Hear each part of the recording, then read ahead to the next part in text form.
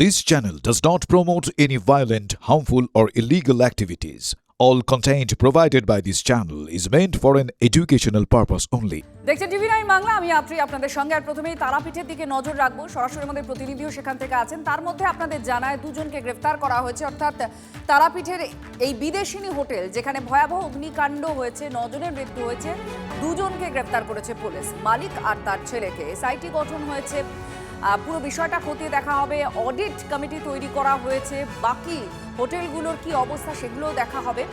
আমাদের সঙ্গে সুপ্রিয় আমাদের প্রতিনিধির সঙ্গে রয়েছেন, সরাসরি সুপ্রিয়র সঙ্গে আমরা কথা বলবো। সুপ্রিয়, দুজনকে গ্রেফতার করা হয়েছে, কিন্তু বাকি তদন্তের গতি প্রকৃতি কিরকম রয়েছে? এসআইটি গঠন হয়েছে, তারা কি করছে? যে বিষয়টা তোমাকে প্রথমেই বলবো, গতকাল তারাপীঠের এই পাঁচতলা যে হোটেল যেখানে মর্মান্তিক যে অগ্নিকাণ্ডের ঘটনায় 9 জন আবাসিকের মৃত্যুর ঘটনা, সেই ঘটনাতে ইতিমধ্যেই হোটেল মালিক প্রবীর কুমার পাল এবং তার ছেলে কল্যাণ পাল দুজনকেই গ্রেপ্তার করেছে পুলিশ। এবং সেক্ষেত্রে আরও যে বিষয়টা বলবো যে পুলিশের তরফ থেকে ইতিমধ্যেই স্বতঃপ্রণোদিত মামলা রুজু করা হয়েছে, অনিচ্ছাকৃত খুন, গাফিলতি সহ একাধিক ধারাতে সেই মামলা রুজু করা হয়েছে। অন্যদিকে দমকলের তরফ থেকেও পৃথক একটি অভিযোগ জমা পড়েছে, এমনটাও আমরা জানতে পারছি। এবং সেক্ষেত্রে দুটি অভিযোগ, অর্থাৎ পুলিশের স্বতঃপ্রণোদিত মামলা এবং দমকলের তরফে করা যে অভিযোগ, দুটি বিষয়কেই কিন্তু একসঙ্গে তদন্ত করা হবে। আর এই তদন্তের জন্য ইতিমধ্যে স্পেশাল ইনভেস্টিগেশন টিম তৈরি করা হয়েছে। এসডিপিও রামপুরহাটের নেতৃত্বে 4 সদস্যের এই যে সিট বা স্পেশাল ইনভেস্টিগেশন টিম, তারা গোটা অগ্নিকাণ্ডের ঘটনার তদন্ত করবে।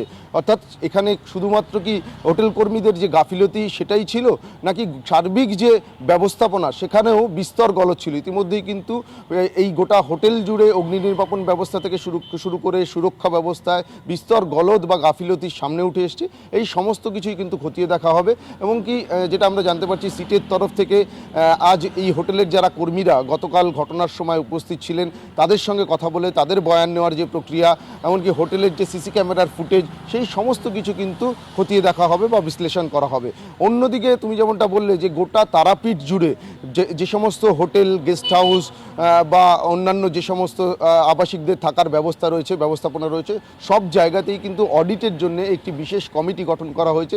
কারণ সামনেই কৌশিকী অমাবস্যা রয়েছে, আর এই সময় কিন্তু বহু পুণ্যার্থীর হাজার হাজার পুণ্যার্থীর ভিড় হয়। আর সেই পরিস্থিতিতে যাতে এ ধরনের ঘটনার আগামীতে যাতে আর পুনরাবৃত্তি না ঘটে, তার জন্যই গোটা তারাপীঠ জুড়ে যে সমস্ত হোটেল, গেস্ট হাউস বা আবাসিকদের বা পুণ্যার্থীদের থাকার যে জায়গাগুলো রয়েছে, সব জায়গাতেই কিন্তু যাবতীয় নিরাপত্তা ব্যবস্থা বা অগ্নি সুরক্ষা ব্যবস্থা সব কিছু খতিয়ে দেখা হবে। তবে এখনও পর্যন্ত এই ঘটনাতে হোটেল মালিক এবং তার ছেলে, এই দুজনকে গ্রেপ্তার করা হয়েছে। এদেরকে আজকে আদালতে পেশ করা হবে। পুলিশের তরফ থেকে হেফাজতে চেয়ে আবেদন জানানো হবে। এবং যে বিষয়টা তোমাকে আগেও বললাম যে অনিচ্ছাকৃত খুন এবং গাফিলতি সহ একাধিক ধারাতে মামলা রুজু করে পুলিশ তাদেরকে গ্রেপ্তার করেছে। ধন্যবাদ।